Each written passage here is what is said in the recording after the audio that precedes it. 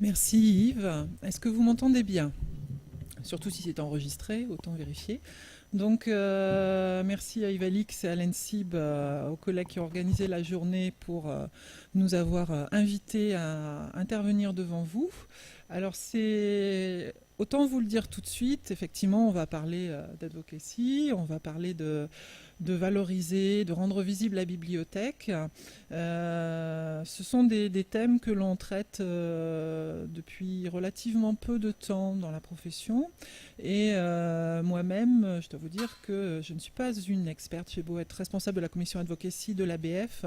C'est une commission toute récente et c'est un sujet qui, pour être traité depuis très longtemps dans d'autres pays, notamment les pays anglo-saxons, est encore tout neuf en France. Donc on ne vient pas ici vous porter du dogme, de la bonne parole, mais échanger avec vous des pistes de réflexion. Et l'idée, c'est quand même qu'on puisse travailler ensuite tous ensemble pour avancer dans cette direction qui, à notre avis, est vraiment indispensable. Donc Christophe et moi, nous allons vous parler plus particulièrement de la valeur économique et sociale des bibliothèques. Une notion qui est assez récente chez nous, sur laquelle on se penche depuis peu. Et on va essayer de brosser devant vous un portrait de ce qui s'est fait déjà à l'étranger, de ce qu'on pourrait envisager en France. Alors quel intérêt d'évaluer cette valeur économique et sociale? Cet intérêt apparaît à la fois dans un contexte de crise d'identité, lorsqu'on entend de plus en plus que les bibliothèques deviennent inutiles alors qu'on a tout sur Internet, que la concurrence est assez énorme au niveau de la disponibilité de produits culturels notamment. Cela pose souci par rapport à l'image qu'ont les bibliothèques auprès des décideurs. Est-ce que la bibliothèque a encore sa place dans les services publics à rendre? La crise d'identité, elle peut se poser aussi auprès du public qu'on a. Qu'est-ce que les gens attendent encore des bibliothèques? Ceux qui y viennent déjà, mais pas seulement. Il faut aussi se poser la question de savoir quel est l'intérêt, l'image des bibliothèques auprès des gens qui n'y viennent pas, tout simplement. Et tout ça, ça représente des administrés. Ce sont les administrés qui élisent leurs représentants et ces représentants vont prendre des décisions politiques. Le contexte, il est aussi celui d'une crise économique, dans laquelle malheureusement la culture n'est pas toujours prioritaire, encore moins en période de récession. Donc ces enquêtes peuvent apporter un certain nombre d'éléments justement d'aide à la décision. Alors il ne faut pas voir ça seulement comme une position défensive. Hein. Il ne s'agit pas seulement de justifier ce que la bibliothèque peut apporter comme valeur, comme plus-value, mais c'est un moyen aussi de valoriser, de positiver le service public, de valoriser ce que la bibliothèque porte, et ne pas voir ce type d'études uniquement sous un angle d'audit, mais plutôt comme un moyen de faire la lumière sur une offre que nous, professionnels, on connaît bien, mais qui reste souvent méconnue, aussi bien du grand public que même de nos décideurs. Et puis, accessoirement, ça peut avoir un intérêt aussi d'un point de vue interne. On re-questionne ce qui fait la valeur de la bibliothèque pour en repenser les services et les faire évoluer. Ça peut être très intéressant de partir de ce que la population considère comme le plus utile pour elle-même, de ce qu'elle retire de la bibliothèque ou de ce que la bibliothèque représente pour elle, et de partir justement de ces éléments-là pour revoir un petit peu nos projets de service. Donc, on va placer un nouvel éclairage sur la notion de valeur de la bibliothèque, pas seulement pour ce qu'elle fait, hein, on sort un petit peu des éléments chiffrés, d'activités comme on peut déjà les produire, mais pour essayer de se pencher sur ce que la bibliothèque va rapporter. Donc pour ça, on va avoir deux angles d'approche. On s'est partagé le travail avec Christophe. Moi, je vais vous parler un petit peu plus de l'aspect valeur économique. Et Christophe, en bon sociologue, hein, ça paraissait logique, va s'arrêter sur la valeur sociétale. Et donc là-dessus, tu as déjà une liste. Vas-y, je te laisse. Merci Anne. Bonjour à toutes et tous. Oui, voilà, moi en tant que sociologue, c'est vrai que ce sont plutôt des aspects méthodologiques qui vont m'intéresser. Je vais ancrer mon intervention sur la question de la production des données, notamment sur la question de la production des données consistantes. Plutôt que sur le terrain de l'advocacy, du plaidoyer, qui est plutôt un terrain qui relève du militantisme, de l'engagement. Même si évidemment je suis un militant des bibliothèques, mais il me paraît important de séparer deux temps. Le temps de la connaissance désintéressée, ou a priori désintéressée. On sait que et la sociologie des sciences l'a bien montré qu'il n'y a pas de connaissance à proprement parler désintéressée, mais il y a quand même une tentative de discours objectif sur la société et les phénomènes sociaux, et le temps un peu plus intéressé de l'engagement, du militantisme et du plaidoyer qu'on va essayer de forger pour défendre l'action et l'existence même parfois des bibliothèques. Voilà, donc c'est ce qui rend notre association, je trouve, assez complémentaire entre Anne et moi. C'est ce qui me permettra, moi aussi, peut-être de porter, en tant que sociologue, un regard parfois un peu critique sur les mesures d'impact, ou sur les tentatives de mesures d'impact. Mais ce qui m'intéresse en tant que sociologue, puisque au début je dois dire que moi cette notion d'impact me parlait pas beaucoup, puis je me suis rendu compte que voilà, des mesures d'impact j'en faisais depuis très longtemps, depuis que je faisais de la sociologie de la culture et en particulier de la sociologie des publics des bibliothèques. Elle me paraît très intéressante à la réflexion parce qu'elle me permet, je trouve qu'elle permet de faire un certain nombre de déplacements. On en reparlera, Cécile Pouitou interviendra après nous. C'est vrai qu'on passe de la question de ce qu'essaye d'envoyer la bibliothèque vers les individus, vers les territoires, à ce que reçoivent les individus, mais non seulement ce qu'ils reçoivent, mais ce qu'ils vont faire, ce qu'ils vont produire eux-mêmes à partir de ce qu'ils ont reçu. Voilà. Donc là, on a vraiment un décentrement qui me paraît extrêmement intéressant, plutôt salutaire, puisque du coup, on va voir l'action de la bibliothèque autrement, et on va la voir surtout sur un éventail beaucoup plus large. Voilà. Et ça me fait dire que cette notion d'impact, moi, elle me paraît intéressante, justement, si on s'intéresse à la mesure de l'impact à la fois dans l'espace, à commencer par l'espace social dont je reparlerai, les individus fréquentants, non fréquentants, les territoires aussi, puisqu'évidemment, à partir du moment où les individus sont soi-disant impactés, les territoires le sont également. Et là, il y a tout un travail d'ensemencement qui est assez intéressant, qui n'est pas toujours très bien étudié, notamment par la sociologie, peut-être plus par l'économie ou par l'écologie, on en reparlera. Donc l'espace social, l'espace physique avec le territoire, le temps aussi, et ça c'est à mon avis quelque chose d'intéressant que les études d'impact remettent sur le devant de la scène, c'est-à-dire qu'il y a effectivement des impacts en surface, mais il y a aussi des impacts qu'on va essayer de mesurer, des impacts instantanés, et des impacts qu'on va essayer de mesurer dans le temps, un temps plus ou moins long d'ailleurs, j'essaierai d'y revenir aussi. Et c'est ce que j'ai essayé d'indiquer aussi dans l'épaisseur, dans la profondeur. C'est-à-dire qu'on va décaler le regard d'une analyse en surface vers une analyse en profondeur pour essayer d'avoir un peu plus d'éléments de sens, un peu plus d'éléments de compréhension sur ce qui se passe vraiment ou sur ce qui s'est vraiment passé, plutôt que de simples comptages. Et je souhaitais ajouter un petit quelque chose avant de laisser la parole à Anne pour les questions d'analyse d'impact économique. C'est ce que j'appelle l'analyse en creux. Et là aussi, les études d'impact nous permettent de faire ce nouveau décentrement, ce nouveau déplacement vers ce que j'appelle des analyses en creux. Alors les analyses en creux, c'est quoi ? C'est de passer de la question, par exemple, des publics fréquentants à la question des publics indirects, des gens qui vont profiter de l'action de la bibliothèque indirectement, parce que d'autres personnes vont aller à la bibliothèque à leur place, ou parce que des personnes de la famille auront fréquenté la bibliothèque et que ça pourra avoir un impact sur des usagers non directs. C'est bien évidemment la déplacer aussi vers la question des non-usagers. On va voir aussi qu'on peut montrer qu'une bibliothèque, et notamment grâce à l'économie, a aussi des impacts de par sa présence et son action sur la population d'une manière générale et sur les non-usagers, les personnes qui ne la fréquentent pas et qui n'en profitent pas non plus de manière indirecte.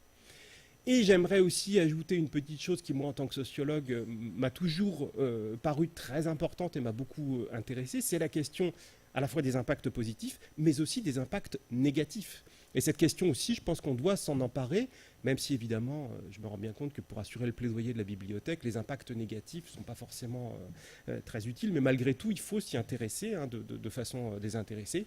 Et là, je pense par exemple aux travaux de Denis Merklin ou de Charlotte Perrault-Dessau, qui portent aussi sur parfois les impacts négatifs ou a priori négatifs sur un territoire, sur une population, parce qu'une bibliothèque s'installe, qu'elle s'installe là où auparavant vivait autre chose, parce qu'elle arrive avec effectivement un système assez normatif de normes et de valeurs, une certaine vision de la culture, une certaine vision aussi de la légitimité culturelle, et que sa présence peut avoir des impacts négatifs en termes de confrontation, voire de conflit parfois avec certains publics. On vient sur le terrain de l'économie. Alors, pour vous brosser déjà un petit panel d'enquêtes qui ont eu lieu ailleurs. Une des plus connues chez nous, c'est l'enquête qui a été menée en Espagne par l'Association des bibliothécaires espagnols, la FESABID, et le ministère de la Culture espagnol en 2013-2015. Cette enquête a été présentée dans différents congrès, IFLA, EBLIDA, ABF, et elle a couvert l'ensemble des bibliothèques du pays, aussi bien bibliothèque de lecture publique, bibliothèque universitaire, bibliothèque scolaire, archives, documentation, donc ça a été vraiment quelque chose d'assez énorme. Bon, le nombre de sites est quand même inférieur à celui de France. La méthode utilisée, ils ont sondé 1000 non-usagers de bibliothèques qu'ils ont interrogés par téléphone, et ils ont sondé autant d'usagers de bibliothèques, bibliothèques publiques en majorité, mais aussi usagers de bibliothèques universitaires, et ça, ils ont fait l'enquête en ligne. Et bon, c'est un pays de pas tout à fait 47 millions d'habitants. Ils ont 6608 bibliothèques, tout type de bibliothèques confondues, presque 9000 points lecture, et 18,1 millions d'usagers en lecture publique, 2 millions d'usagers en BU, plus les millions de visiteurs. En 2010, il y avait presque 216 millions de visiteurs. Donc il y avait quand même matière. Leurs objectifs en menant cette enquête étaient d'abord d'établir une méthodologie afin de démontrer de manière convaincante que les bibliothèques apportaient une part non négligeable, une contribution productive à l'économie du pays, mais aussi à la cohésion sociale, aspect qu'ils peuvent aussi traduire en termes économiques. On reviendra après sur les méthodes de calcul. La bibliothèque, valeur économique, apport social, formation tout au long de la vie, des choses qui nous sont à nous familières. On défend beaucoup ces aspects-là, mais dans une enquête nationale, on le reverra, ça porte auprès d'autres personnes. Il s'agissait aussi de déterminer la valeur des bibliothèques du point de vue des services qu'elles fournissent à la société et en fonction de la valeur que la société leur attribue. Donc on se place d'un point de vue différent, on va interroger les usagers ou les non-usagers, et ça c'est toujours très intéressant, sur la valeur qu'ils accordent aux services rendus par la bibliothèque. Et puis accessoirement, ça fournit aussi aux agents qui travaillent en bibliothèque des arguments et des informations pour défendre leur position dans le contexte qu'on a évoqué tout à l'heure de concurrence d'autres secteurs qui souvent disposent déjà de méthodos et d'indicateurs pour définir leur contribution à la société. On pense notamment au secteur marchand de la culture. Donc nos collègues espagnols, et on travaille avec le ministère de la Culture, il y a eu un cabinet qui a été missionné pour mener cette enquête. Ils sont partis, ils ont fait beaucoup de benchmarking aussi pour voir ce qui avait été fait à l'étranger. Ils sont partis aussi sur la base de chiffres existants, du type de nos données INSEE, etc. Et on est arrivé à ce chiffre assez révélateur sur la valeur justement estimée des services qui sont apportés à la bibliothèque.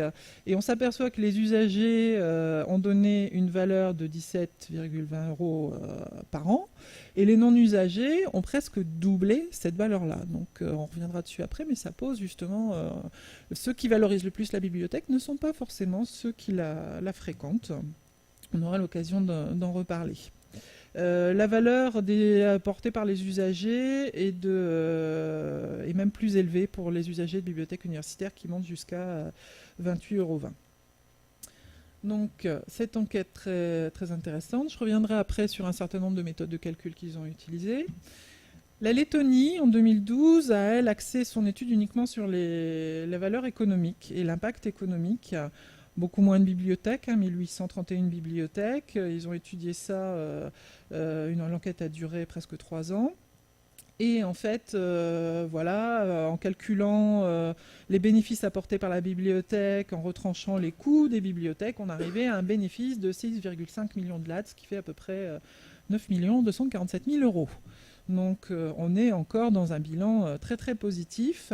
Et ce qui est à noter sur cette enquête, c'est qu'on a une valeur importante pour ce qui n'est pas d'apport non monétaire. C'est-à-dire que ce qui a été vraiment signalé comme bénéfice portait sur des espaces de socialisation, style salle de lecture, salle de travail, salle d'activité, accès à Internet, tout ce qui est activité éducative, culturelle, et l'accès à l'information avec une forte valeur signalée sur des services gratuits comme l'accès à Internet et aux ordinateurs. Les salles de lecture, mais aussi le prêt de documents. Donc on voit que les activités basiques des bibliothèques produisent toujours un bénéfice qui est très clair. Alors, ils se sont penchés aussi sur un impact économique indirect, ce que produit la bibliothèque en dehors de ses murs. On reviendra là-dessus aussi, et on verra que c'est toujours un peu difficile à estimer sur un territoire aussi large qu'un pays entier. Mais leur conclusion, c'était que les bibliothèques publiques ne contribuent pas seulement au développement culturel de la société, mais apportent justement un bilan de bénéfices économiques très positif. D'autres enquêtes nationales ont eu lieu aussi aux Pays-Bas. Alors une enquête qui est plus là ciblée sur des valeurs sociétales, donc très intéressante.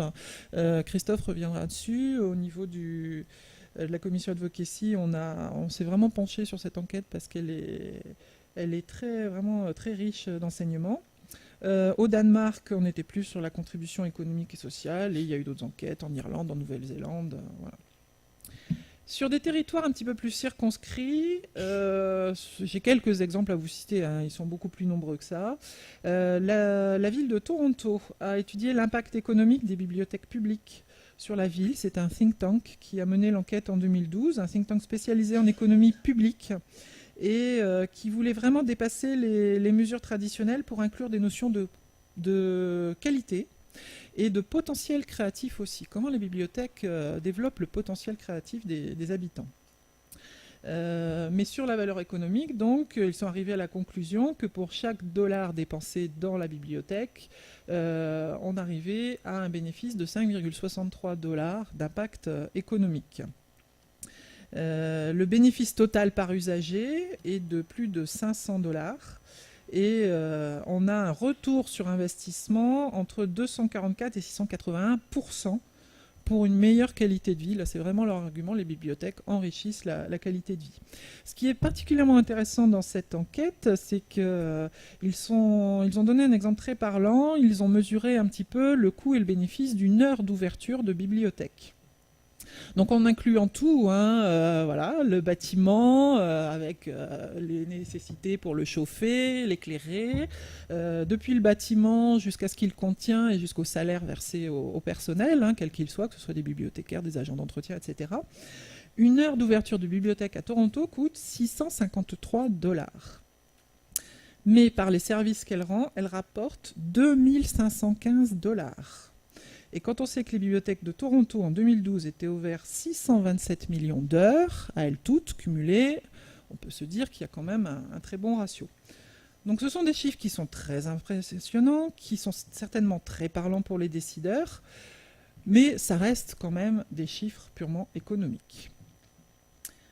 En Ohio, donc là on est sur le territoire d'un État, on est sur le même type de calcul. Pour $1 dépensé par la bibliothèque, les habitants reçoivent des services à hauteur de 5,48 $. Alors eux, ils ont appliqué aussi des effets multipliants sur l'impact économique, je reviendrai dessus.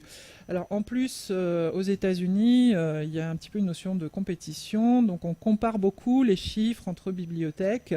Il y a des tableaux de classement et l'Ohio était tout fier de dire qu'ils étaient meilleurs que tel ou tel État. Donc voilà, il y a ça, peut-être un côté émulation un peu sain, mais un côté aussi quand même très compétition.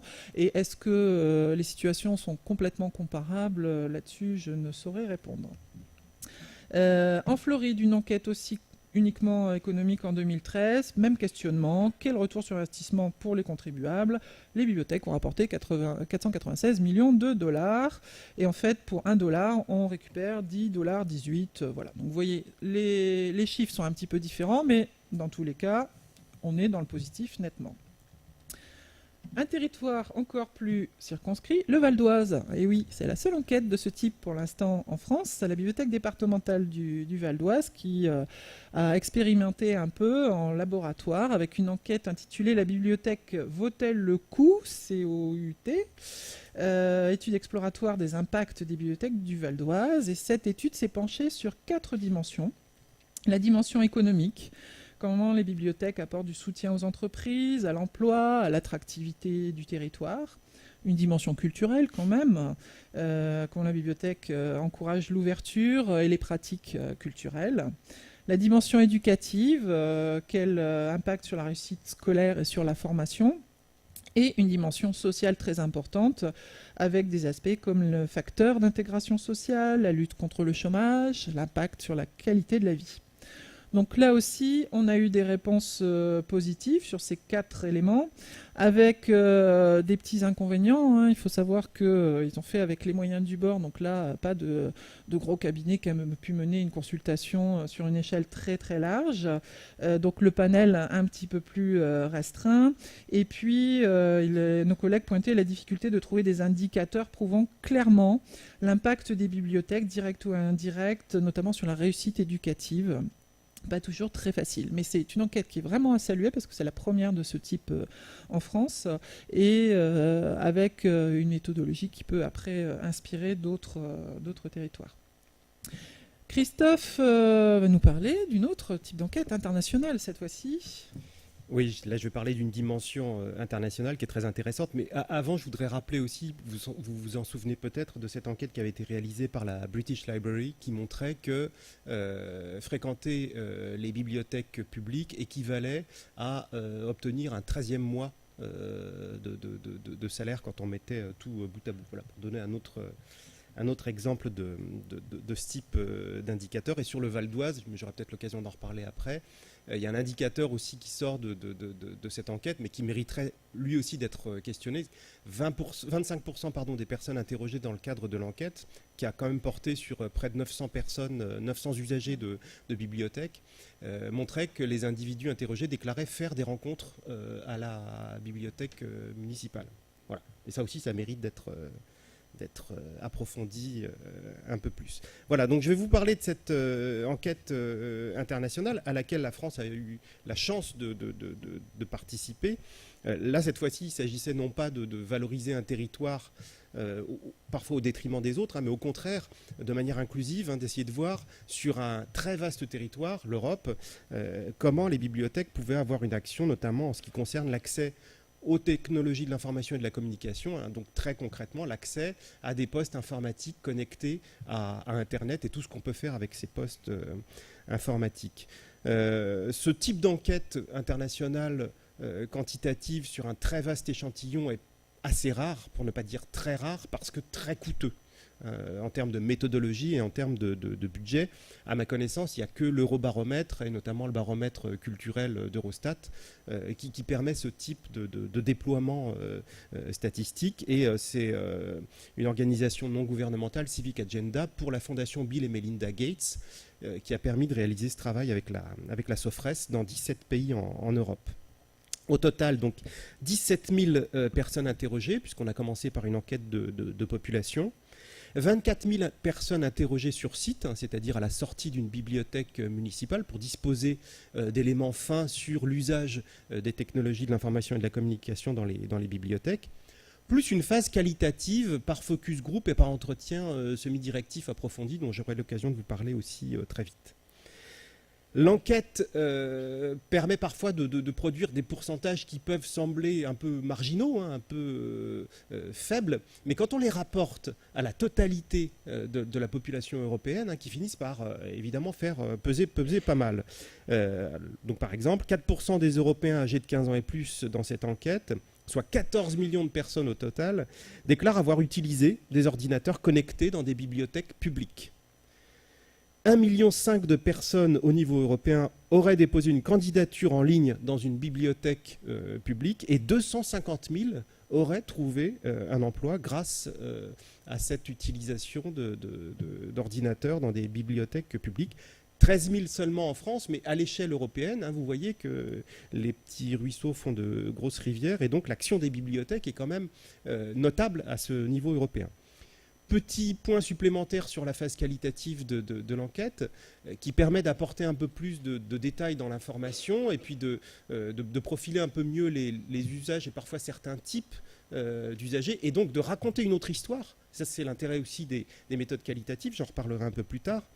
L'enquête a montré que parmi les personnes qui profitaient beaucoup de cette présence des ordinateurs connectés à Internet dans les bibliothèques, pas seulement le Wi-Fi, mais aussi un poste informatique avec lequel on va pouvoir surfer sur Internet, plus ou moins longuement, plus ou moins librement. Il y avait notamment les personnes âgées, notamment les retraités, qui avaient un niveau d'investissement qui était supérieur à celui de la population dans son ensemble. Et il y avait aussi certaines populations, certains types d'usagers que le sondeur n'a pas hésité à typer dans d'autres pays que la France, puisque c'est soumis à une réglementation très forte en France. Donc l'enquête a montré par exemple que les Roms étaient en particulier pas mal investis dans l'usage de ce type de services dans les bibliothèques publiques, avec des témoignages qui suivaient, qui montraient tout l'intérêt que ça présentait pour eux, qui n'étaient pas forcément, voire systématiquement, rarement connectés à Internet au domicile. Et puis on passe à un autre projet intéressant qui concerne, lui encore, plutôt les bibliothèques publiques, mais qui, vous allez voir, s'apparente par certains côtés au dispositif LibQual pour, j'allais dire, les bibliothèques universitaires, pour l'ensemble des bibliothèques, mais surtout utilisé en bibliothèque universitaire. C'est ce projet de référentiel commun, de référentiel partagé. Donc c'est une boîte à outils d'enquête qui est proposée par l'association des bibliothécaires américains, la Public Library Association. C'est le projet Outcome. C'est donc qui a été créé en 2015. C'est une plateforme donc qui permet d'accéder à des outils d'enquête en ligne, mais ça peut être aussi des enquêtes grâce à des formulaires papier. Des outils d'enquête standardisés que les bibliothèques vont tenter de s'approprier avec tout un dispositif d'accompagnement qui permet de choisir la bonne enquête pour la bonne bibliothèque, qui permet pas à pas de se faire conseiller parfois, de se faire vraiment accompagner par des spécialistes. Et notamment des webinars, donc des dispositifs de formation collectif en ligne qui permettent d'avancer sur la question. Et vous voyez que la liste des domaines couverts est particulièrement large et en même temps assez ciblée, ce qui permet du coup d'essayer de produire des indicateurs très, très spécifiques et pertinents. Donc l'engagement civique, la culture numérique, le développement économique, l'éducation, la maîtrise de la lecture chez les jeunes enfants, très jeunes enfants en particulier, les aptitudes professionnelles d'une manière générale, et les animations de lecture l'été. Apparemment, les Américains sont friands d'indicateurs en ce qui concerne l'évaluation de ce type de dispositif. Sur ce site, donc, que vous pourrez consulter assez facilement, Project Outcome, vous avez également des outils qui vont vous permettre de visualiser vos données, notamment vos données quantitatives, mais qui vont vous accompagner aussi sur la visualisation des données qualitatives. Vous avez des outils de synthèse d'études, synthèse quasi automatique, donc vous entrez dans un schéma déjà normé qui vous permet de faire des rapports et des synthèses assez percutantes. Et c'est bien évidemment aussi l'ambition de créer un site qui permette de compiler des données au niveau régional ou au niveau national pour ensuite produire des indicateurs à volonté. À partir du moment où vous entrez dans la logique du projet Outcome, vous vous inscrivez, vous avez la possibilité de télécharger des outils, de réaliser des enquêtes, de transmettre vos données à la base de données et de profiter de l'ensemble des données qui sont évidemment compilées. Dans un deuxième temps, on verra qu'on peut faire une lecture aussi critique de ces outils, de la même façon qu'on peut faire une lecture critique du dispositif LibQual. on est vraiment sur des outils qui sont très normés et très standardisés. Hein. Donc ils ont des avantages, c'est facile, c'est relativement accessible, et en même temps on va voir qu'ils sont parfois assez limités dans le type de données qu'ils permettent de produire, mais je trouve que la démarche est assez remarquable. Voilà. Donc en tout cas, quand on regarde toutes ces études, le point commun, c'est qu'on dépasse vraiment pour la première fois la notion d'indicateur d'activité telle qu'on les employait depuis très longtemps. Au-delà de ce que fait la bibliothèque, on s'attache vraiment à ce qu'elle rapporte, et aussi bien économiquement que socialement. Donc économiquement, comment on la mesure, cette valeur économique? Quels sont les indicateurs qu'on utilise? On retrouve un petit peu toujours le même type d'indicateur d'une enquête à l'autre, avec des choix qui sont faits, certains qui sont plus utilisés. Par exemple, vous avez la notion de market pricing. On évalue le coût d'un service en fonction de ce qu'il coûterait s'il était rendu dans le secteur marchand et de combien les gens devraient payer pour ça. Par exemple, on va prendre une salle, vous mettez à disposition une salle de travail dans une bibliothèque. Combien la même salle coûterait à louer dans le domaine privé en fonction de ses mètres carrés? Une connexion Internet, combien ça coûte pour se connecter à Internet dans les cybercafés avec des moyennes, des choses comme ça. Une animation, vous faites un spectacle dans une bibliothèque qui est gratuit. Combien les gens devraient payer pour assister à ce spectacle? Les documents aussi. Un livre ou un tout autre type de document, combien vous l'achetez dans le secteur, sur un site ou dans une librairie ou chez un disquaire, en appliquant des coefficients de vétusté, bien sûr, parce que les documents de la bibliothèque sont utilisés plusieurs fois. Voilà. Donc tout ça, ce sont des calculs qui évaluent ce que les gens auraient à payer pour ce service s'ils le prenaient dans le service marchand. En déduisant éventuellement ce qu'ils doivent payer à la bibliothèque, parce que tout n'est pas gratuit, suivant les pays, les lois, etc. Cotisation annuelle, voire prix, tarif à l'acte de prêt. Donc quand on déduit tout ça, c'est ce qu'ils payent, mais ce qu'ils récupèrent comme bénéfice, c'est ce qu'on appelle le bénéfice tangible direct. Donc ça, c'est assez clair à évaluer. Toronto, par exemple, l'évalue pour ce qui est de la mise à disposition de collections, que ce soit sur place ou à domicile. Donc ça, c'est intéressant. On ne s'accorde pas que sur les prêts, mais on évalue aussi la notion de consultation sur place. Ils évaluent différents services, notamment le renseignement à l'usager, l'aide bibliographique, etc. Tout ce qui est animation, numérisation, mise à disposition d'ordinateurs, de salles et d'espaces divers. Et donc, je vous disais tout à l'heure, en plus, ils ont rapporté ça au coût d'ouverture, d'une heure d'ouverture de la bibliothèque. En Espagne, ils ont utilisé le market pricing pour les collections, les animations, les services et Internet. Et la Lettonie a rajouté en plus la notion sur tout ce qui est prix des photocopies, des impressions et des scans. Donc, ils sont allés assez loin là-dessus. Il y a un autre indicateur possible, c'est l'évaluation contingente. Donc, au lieu d'évaluer ce que l'utilisateur paierait, on s'appuie sur ce que l'usager serait prêt à payer pour avoir ce service. Donc, c'est l'usager qui évalue la valeur du service. En Lettonie, ça va être leur indicateur principal sur leur enquête. Pour quasiment tout, ils ont croisé un peu les deux indicateurs, market pricing, évaluation contingente, et ils ont rapporté ça à ce que les services coûtaient aux collectivités, enfin aux tutelles, en incluant le salaire des agents, et ça leur a fourni un ratio. Pour l'Espagne, ils ont utilisé aussi l'évaluation contingente sur tous les services de la bibliothèque. Alors, en interrogeant les usagers, combien vous paieriez pour ce service dans le secteur marchand? Donc, quelle évaluation? À mon avis, il faudrait que je donne ça. Et ils ont posé la même question aux usagers, enfin pas tout à fait sous cette même forme. Ils leur ont demandé combien, en matière d'impôts, combien de taxes seriez-vous à payer pour avoir ces services? Donc il y avait des réponses très différentes. C'était vraiment une évaluation qui peut être considérée comme subjective. Qu'est-ce que vous donneriez comme impôt pour avoir accès aux services que la bibliothèque vous fournit? Donc ils ont utilisé un petit peu un écrêtement pour ne pas avoir des réponses diamétralement opposées, pour rester quand même sur des notions assez proches. Et c'est là qu'on voit que la valeur économique était assez forte.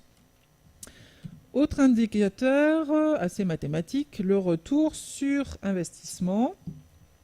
En général, c'est l'estimation de la valeur du service, donc soit faite par l'usager par évaluation contingente, soit en appliquant le market pricing, en comparant avec les coûts dans le secteur marchand. On multiplie par les données d'usage suivant la valeur qu'on évalue, par exemple les prêts pour la mise à disposition de documents, etc., etc. Et on divise le tout par le coût du service. C'est pas si barbare que ça en a l'air. L'Espagne a modulé un petit peu ce calcul. Elle est partie d'abord de l'évaluation de la valeur en combinant le market pricing des usagers et l'évaluation contingente des non-usagers en divisant par les coûts. Un autre indicateur, alors le retour sur investissement, c'est vraiment un des indicateurs qu'on retrouve le plus dans les enquêtes, notamment les enquêtes américaines dont je vous parlais tout à l'heure, qui sont très orientées économiques.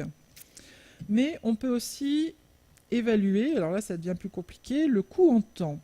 C'est-à-dire que pour que ce soit bénéfique à l'usager, il faut que la valeur du service doit être au moins égale à l'investissement personnel qu'il y met. C'est-à-dire le temps qu'il va dégager pour aller à la bibliothèque et bénéficier de ses services, éventuellement le coût du transport qu'il va utiliser pour s'y rendre, ce qui est intéressant aussi parce que ça pose la question de la proximité des bibliothèques. C'est un indicateur qui peut être assez controversé parce que on peut même faire un ratio entre le salaire de l'usager et le temps passé à la bibliothèque. Le temps qu'il passe à la bibliothèque, qu'est-ce que ça équivaudrait par rapport au temps qu'il travaillerait? Est-ce que c'est vraiment avantageux pour lui? C'est assez difficile à comparer dans la mesure où il y a quand même des écarts de salaire qui peuvent être intéressants. Quand je vous parlais tout à l'heure de la notion de déplacement, là c'est bien, mais est-ce que sur un même territoire, les bibliothèques ont la même proximité? On voit bien en France, notre maillage il est très irrégulier, il est encore imparfait, donc on ne peut pas évaluer de la même manière les déplacements des usagers dans un secteur où les bibliothèques sont très nombreuses, et puis dans des milieux par exemple ruraux où il faut faire de nombreux kilomètres pour se rendre à la bibliothèque. En Espagne, ils ont estimé aussi, non seulement ils ont estimé le temps de déplacement par rapport au coût du déplacement en faisant une moyenne nationale qui existait. Et ils ont calculé aussi le coût des activités extrascolaires. Ils ont rapporté un peu les services que rendait la bibliothèque à ce que les gens payent pour envoyer leurs enfants faire de la musique, du sport, etc., etc. Donc tout ça, ça demande vraiment beaucoup de rigueur et puis des modèles de calcul qui soient assez homogènes pour pouvoir être significatifs. Un autre indicateur, alors donc on a parlé tout à l'heure, l'analyse de l'impact d'un point de vue économique. On a la notion d'impact direct, c'est-à-dire qu'on va mettre en corrélation ce que la bibliothèque dépense déjà directement pour acheter des documents, pour entretenir son bâtiment, etc., etc. Les dépenses des usagers et les dépenses des prestataires et des clients. Donc tout ça, ça implique effectivement des notions assez différentes. Et alors quand on veut en plus mesurer un impact indirect, c'est-à-dire pas seulement ce que la bibliothèque génère comme dépenses en elle-même, mais sur ce qu'elle peut générer. Par exemple, elle va rétribuer un fournisseur qui lui-même va pouvoir acheter d'autres produits ou services à d'autres fournisseurs. Ça fait un effet un petit peu boule de neige. Donc on essaie d'évaluer ça en appliquant des coefficients multiplicateurs. Inutile de vous dire que ça c'est un vrai travail d'économiste, il faut croiser des données assez précises, et ça marche sur une zone très délimitée. Ça marche plutôt au niveau local, parce que sur un territoire, par exemple à l'échelle nationale, c'est extrêmement compliqué. Tous les territoires ne sont pas absolument équivalents. Et donc il est difficile globalement de prouver la corrélation entre la fréquentation de la bibliothèque et l'activité économique qu'elle va générer. Un exemple, par exemple, quand on se dit bon, les gens qui viennent à la bibliothèque vont aussi faire leurs courses au magasin du coin ou manger au restaurant à côté. Il y a un certain nombre de dépenses que de toute façon la personne doit faire. Est-ce que la bibliothèque va encourager ces dépenses-là, ou est-ce que c'est une coïncidence que la personne fasse ses courses à proximité de la bibliothèque que de toute façon elle aurait dû faire pour remplir son frigo ailleurs, voilà. Donc il y a des raisons qui peuvent échapper échapper un petit peu et qui relativise la signification totale de ces données. Voilà pour les différents indicateurs économiques. Après, on en revient à la valeur sociale. Comment on mesure cette valeur sociale ? Eh bien justement, moi je parle plus de mesures là, vous voyez, Voilà. j'ai débaptisé ma diapo, je parlerai plutôt d'une tentative d'approche de la valeur sociale. Je serais tenté de reprendre une formule de Nathalie Clot dans la boîte à outils coordonnée par Cécile Touitou sur évaluer la valeur de la bibliothèque, qui vient de paraître, qui est paru récemment aux presses de l'ENSIB. Et elle rappelle dans son article ce qui compte même beaucoup, ne se mesure pas nécessairement. Et là, justement, sur les questions sociales, on va voir qu'il y a une grosse différence entre l'homo economicus, ou en tout cas ce qu'on peut construire en tant qu'homo economicus, et l'homo sociologicus, d'une certaine façon. Parce que, voilà, moi je peux pas, en tant que sociologue, il ne s'agit pas d'une forme d'expansionnisme débridé, mais tout est social, d'une certaine façon. Tout a tendance à se produire dans une société qui est déjà là, qui fonctionne déjà avec des systèmes de normes et de valeurs, des institutions qui s'imposent aux individus. Et en retour, tout ce que font les individus va aussi ensuite nourrir cette société, éventuellement la modifier, la faire changer, et ainsi de suite. Donc on va voir que essayer d'attraper un petit peu ce qui se passe à ce moment-là pour bien mesurer des causes et des effets, c'est quand même assez compliqué, c'est une gageure, mais ça n'est pas impossible. Alors je vais essayer justement on va passer à la diapo suivante, merci Anne, de revenir un petit peu sur ces questions pour essayer de poser un certain nombre de jalons. Alors, c'est une sélection, bien évidemment, on pourra aller beaucoup plus loin dans ce type d'analyse.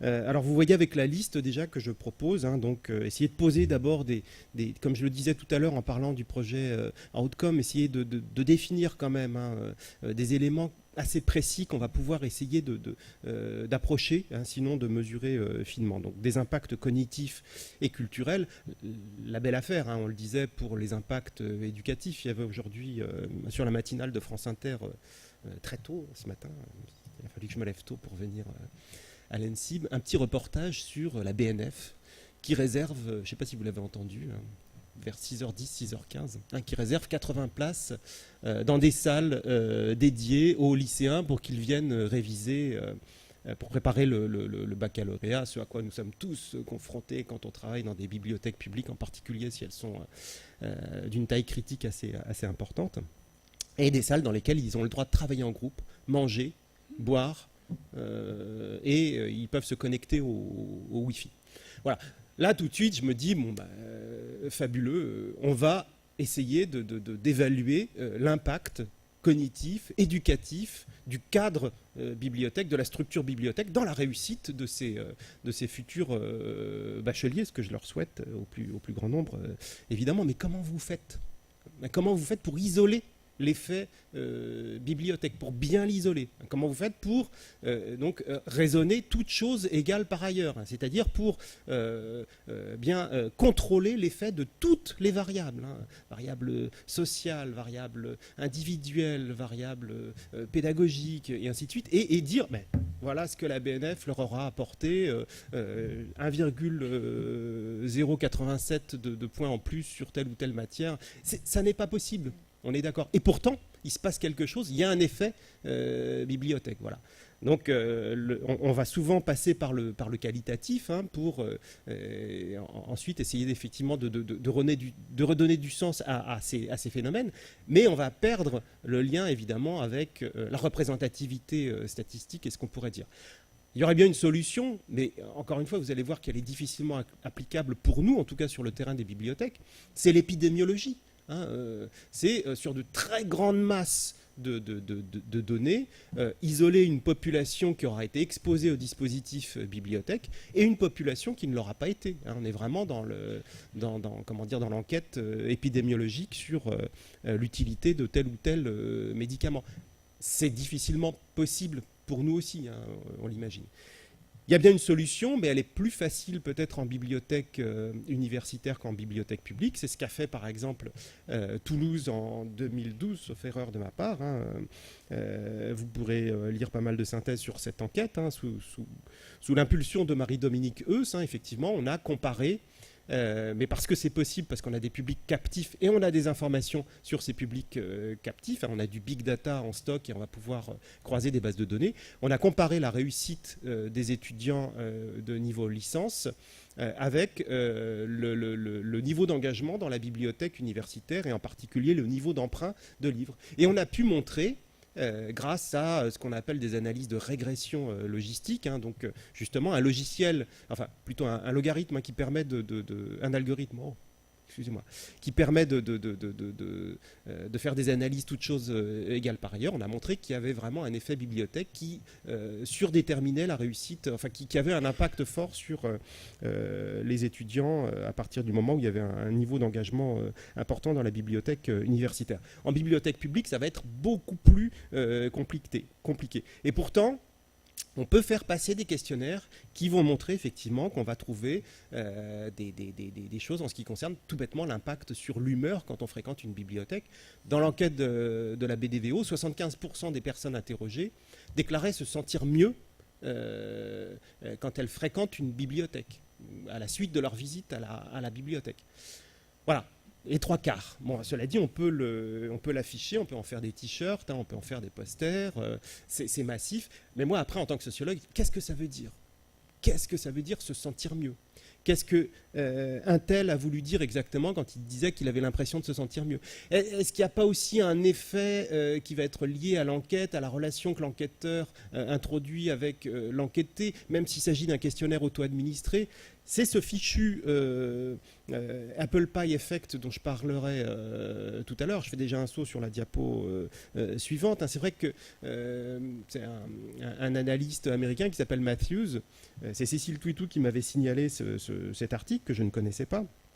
Qui rappelle que les bibliothèques sont souvent liées, les bibliothèques publiques sont souvent liées à un plaisir éprouvé dans l'enfance, autour notamment des activités qui sont liées aux premières lectures, aux activités du conte et ainsi de suite. Et donc il parle d'Apple Pie Effect, hein, c'est la tarte aux pommes de sa jeunesse. Et les bibliothèques ont une relative cote sinon de popularité, en tout cas, ce sont des institutions qui, effectivement, presque assez spontanément, sont associées à un certain type de plaisir ou de souvenirs relativement sympathiques, pour une majorité d'usagers, hein, pas tous, hein, évidemment. Et du coup, quand on répond à une enquête dans une bibliothèque, eh bien, on a tout de suite un niveau de réponse qui est lié à cet effet à Apple Pie. Raison pour laquelle, quand dans le référentiel Marianne, on compare la note obtenue en termes d'accueil dans les bibliothèques universitaires françaises avec la note obtenue dans les préfectures ou les tribunaux de grande instance, j'ai le sentiment qu'il y a un petit problème. J'ai le sentiment que pour vous aussi, il y a un petit problème. Il n'y a pas d'effet Apple Pie dans les préfectures et dans les tribunaux de grande instance, mais ça, on ne le mesure pas. Hein, quand on produit ce type d'artefacts statistiques. Et on va ensuite brandir les pourcentages, les gros pourcentages, comme des étendards, alors qu'on risque de se retrouver tout nu quand on commence à faire des analyses un peu poussées. Voilà. Le problème avec tous ces effets sociaux, hein, c'est qu'effectivement, ils relèvent pour leur plus grande part de choses qui sont particulièrement immatérielles, difficiles à saisir, mais pourtant, et bon sang bien sûr qui existe, mais qu'on va difficilement montrer à travers des chiffres. Alors, pour essayer dernière diapo en ce qui me concerne, pour essayer donc de produire des indicateurs un peu plus consistants, hein, pour essayer donc sinon d'isoler cet effet bibliothèque, en tout cas d'essayer de le montrer, hein, de l'approcher. Je rappellerai un certain nombre de choses. L'usager n'est pas nécessairement le meilleur informateur sur ce qu'il fait, sur ce qu'il pense. Et on a trop souvent tendance, et ça c'est un problème justement de manque de décentrement, à le placer dans une situation d'expert. Quand on lit le questionnaire LibQual, par exemple, on sent bien qu'il a été, à la base, quand même, fait par un bibliothécaire ou par un groupe de bibliothécaires. L'usager n'a pas forcément d'expertise sur... Il n'a pas forcément de savoir bien réflexif, analysé, transformable en quelque chose de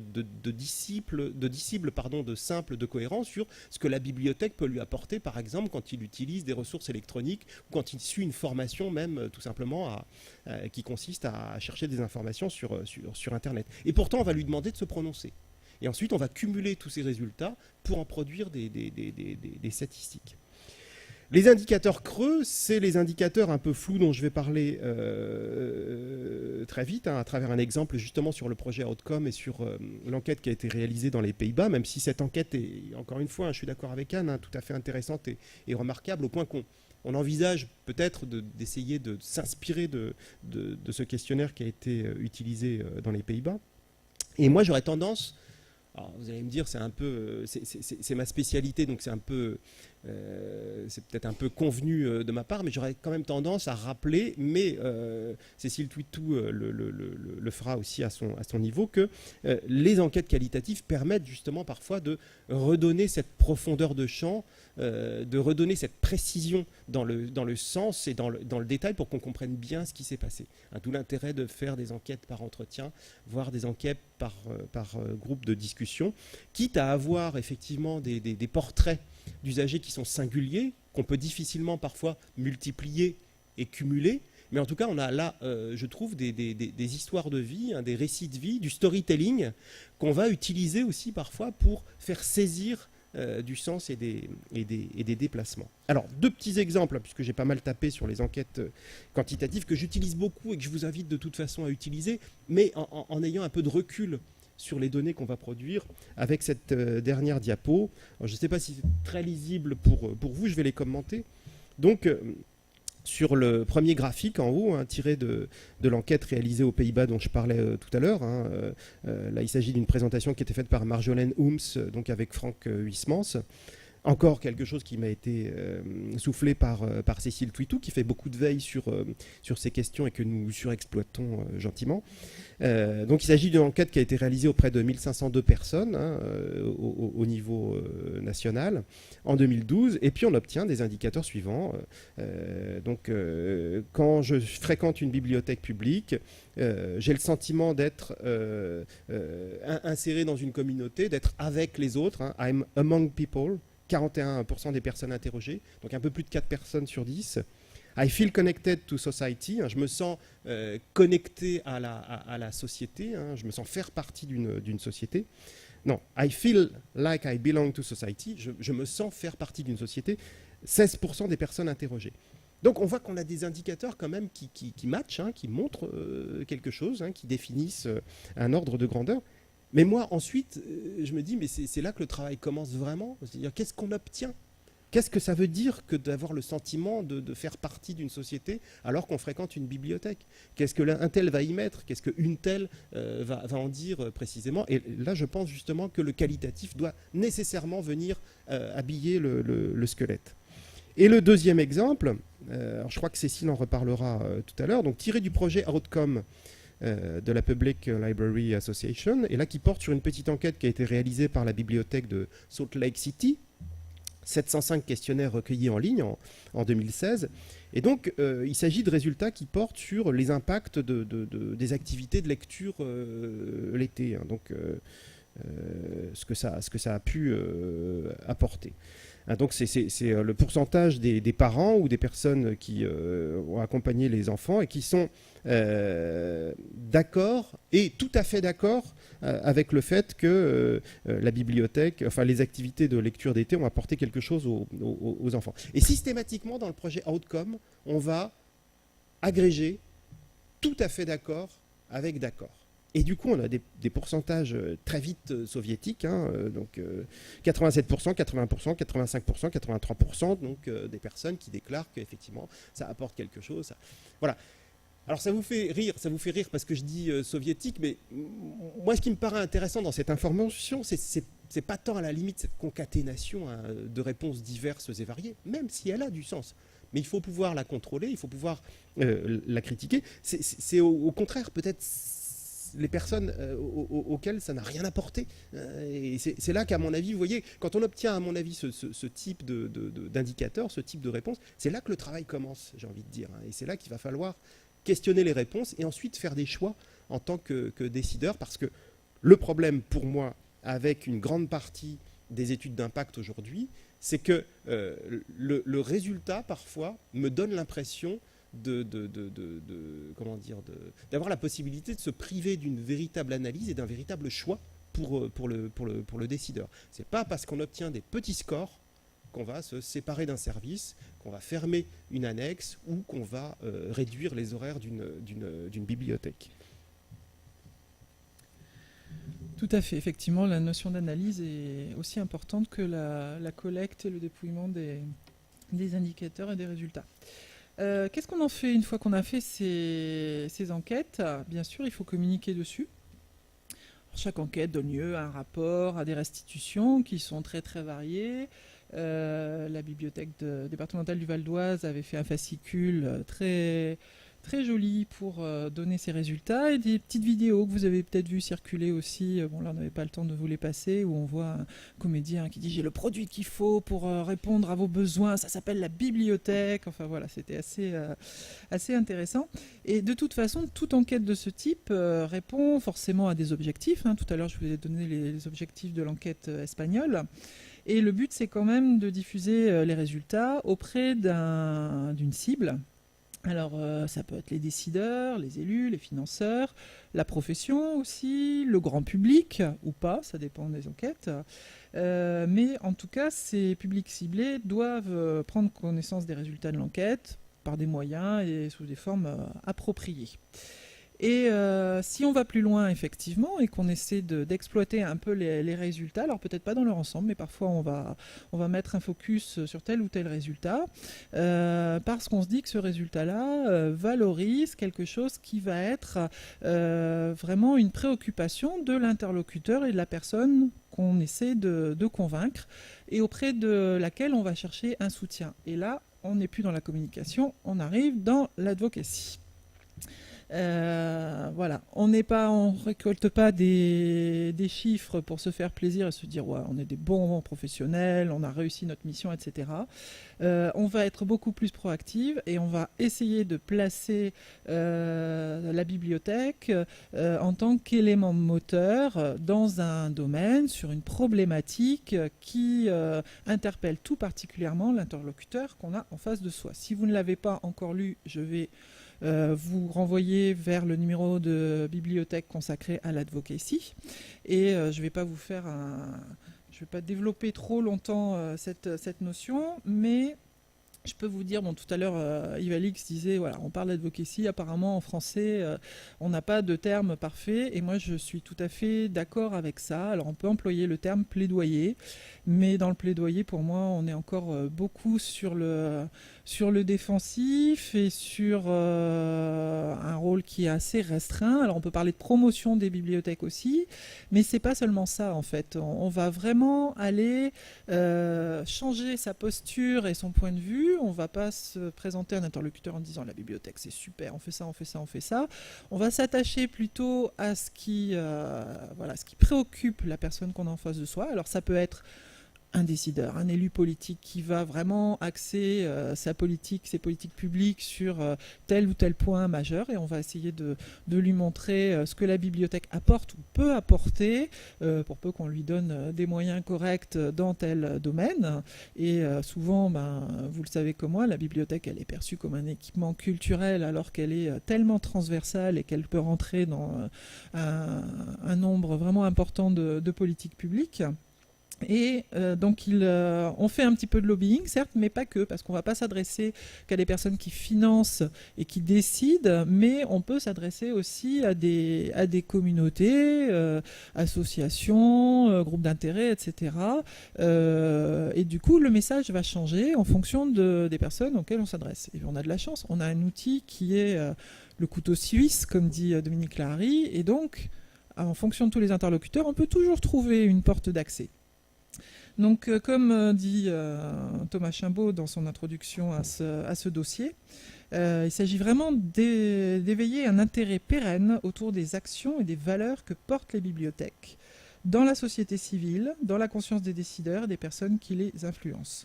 Donc on va travailler sur les valeurs qu'on porte et on va arriver à les valoriser. Donc il s'agit, bien sûr, c'est tout un travail, il faut rencontrer, il faut expliquer, il faut préparer des argumentaires, à exposer. Alors c'est vrai que quand on voit les résultats des enquêtes qu'on vous a montrées, que ce soit des résultats purement économiques, des calculs mathématiques qui disent que la bibliothèque rapporte 5 fois ce qu'elle coûte, on va avoir des éléments très très parlants. Quand on s'attache à des valeurs sociétales, c'est beaucoup plus intangible, comme disait Christophe, mais le storytelling est effectivement très important. Il y a des élus, quand vous allez leur dire que Madame Machin a retrouvé la joie de vivre parce que depuis qu'elle vient à la bibliothèque, elle n'est plus toute seule, elle est plus isolée, et puis elle peut même parler via l'ordinateur à ses petits-enfants qui sont à l'autre bout de la France, ou quand des personnes se retrouvent et sont dans un endroit qui mêle vraiment tous les types de publics. Il faut toujours rappeler que la bibliothèque, c'est encore le seul espace public qui est gratuit, qui est ouvert à tous. Je parle de l'accès à la bibliothèque, où vous vous retrouvez, quelles que soient les catégories sociales, les conditions économiques, etc. On n'est pas stigmatisé comme on peut l'être dans d'autres équipements.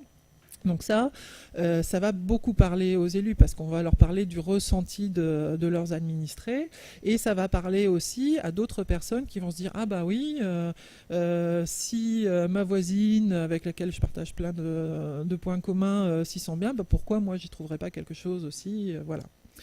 Donc il ne s'agit pas seulement de faire l'enquête, il s'agit aussi après de l'exploiter au mieux pour pouvoir développer nos activités, se défendre aussi parfois, mais pas seulement, et puis encourager aussi les gens qui travaillent dans la bibliothèque à développer leurs services, à faire évoluer aussi leur posture. Et en France, vous allez me dire, qu'est-ce qu'on fait en France? Je vous ai parlé de la BDVO tout à l'heure. Alors en France, ça fait un petit moment que l'ABF notamment aimerait bien avoir une enquête sur le modèle de celles qui sont faites, notamment la FESABIT. Donc l'association des bibliothécaires de France n'a pas les moyens ni humains ni financiers de porter l'enquête seule. Donc elle a sollicité le ministère de la Culture sur le sujet. Qui a trouvé la proposition intéressante et fondée, et donc qui a décidé de lancer une enquête nationale sur la valeur économique et sociale des bibliothèques de lecture publique, parce que le champ était très très large et il a fallu circonscrire un petit peu. Donc dans un premier temps, c'est les bibliothèques de lecture publique. Donc c'est une enquête qui sera portée par la Direction générale des médias et de l'industrie de la culture, la DGMIC, dont le pilotage a été confié à l'ABF, qui va passer bien sûr par une prestation qui sera confiée à un cabinet d'études. Et donc, alors cette enquête, elle a connu des prémices avec un groupe de travail qui a été lancé, comportant des membres de la commission advocacy de l'ABF, commission qui existe depuis une petite année seulement, des experts de la BPI, de l'AFNOR, et donc il y a tout un travail justement de benchmarking, de réflexion, dont on vous a un peu livré les conclusions aujourd'hui pour savoir ce qui s'était fait ailleurs. Est-ce que c'est adaptable en France? Qu'est-ce qu'on peut en tirer comme réflexion et comme enseignement sur la manière d'évaluer, de sous-peser, d'interroger les gens, etc., etc. Et donc maintenant que ce travail préliminaire a été fait, un comité de pilotage se met en place avec des membres restreints des différentes instances que j'ai évoquées tout à l'heure, et qui va faire un cahier des charges pour trouver un prestataire. Et donc cette enquête va prendre quand même un certain temps, vous vous en doutez, et devrait voir son aboutissement, je pense, au fin du premier semestre 2018. Donc on aura peu d'éléments à vous communiquer d'ici là, parce qu'il n'est pas question de commenter les méthodes et les résultats tant que le travail n'a pas été abouti et tant qu'on n'a pas vraiment des résultats consolidés qui soient significatifs, qui soient irréprochables d'un point de vue méthodologique. On va avoir aussi un économiste du DEPS qui va nous accompagner parce que vous avez vu, c'est quand même un peu compliqué parfois, surtout pour nous pauvres bibliothécaires qui sommes des littéraires avant tout, c'est bien connu. Mais cette enquête, nous espérons qu'elle aura l'intérêt et le retentissement de celles qui ont été menées ailleurs. Franchement, toutes les enquêtes faites ailleurs ont montré un bénéfice certain des bibliothèques. Ça serait quand même extrêmement étonnant qu'on arrive à des valeurs négatives en France. Alors, sans présumer des résultats qu'elle aura, personnellement, ma conviction intime, elle se trouve tout à fait résumée dans un passage du rapport sur l'enquête menée au Danemark et qui arrive à une conclusion qu'on peut retrouver dans quasiment toutes les enquêtes que j'ai citées précédemment. L'individu attache de la valeur au fait que d'autres gens puissent utiliser les services de la bibliothèque. La volonté des non-usagers de payer pour avoir une bibliothèque, même s'ils ne l'utilisent pas directement eux-mêmes, ressort de nombreuses études. L'option de pouvoir utiliser une bibliothèque s'ils le souhaitent a de la valeur pour eux, tout comme le plaisir des autres à les fréquenter et le rôle des bibliothèques comme institution de soutien social et culturel. Donc on vous donne rendez-vous dans un an à peu près pour voir si ça se vérifie aussi pour la France. Merci.